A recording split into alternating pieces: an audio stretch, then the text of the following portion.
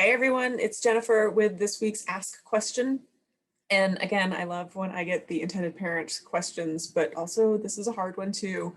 Today's question is, how much does a surrogacy journey cost? And the answer is, again, complex. It varies really widely depending on circumstances, and a lot of circumstances that really feed into it. But the big basic overview question and answer is, generally, you should predict that a surrogacy journey is probably going to cost somewhere between $120,000 and $150,000. And there are so many things that can make that number much lower than that, or potentially even much higher than that. But that's kind of a really good average. The things that you can consider that might make a difference is whether you use an agency or not. Of course, what your surrogate's compensation is going to be.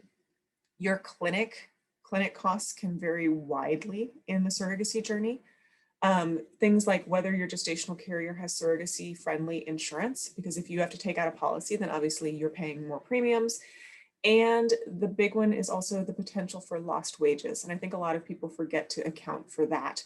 So if you have a stay-at-home parent as a gestational carrier, then she's going to have zero lost wages. But if you have somebody who is a high wage earner as your gestational carrier and she has to be placed on bed rest during the pregnancy, then you potentially could be paying some pretty significant lost wages during that time. So you really want to make sure that you have the funds and the budget built in for those unexpected things. And so that's why we have it as such a wide range, not because we 100% are like, yeah, it's going to cost you $150,000.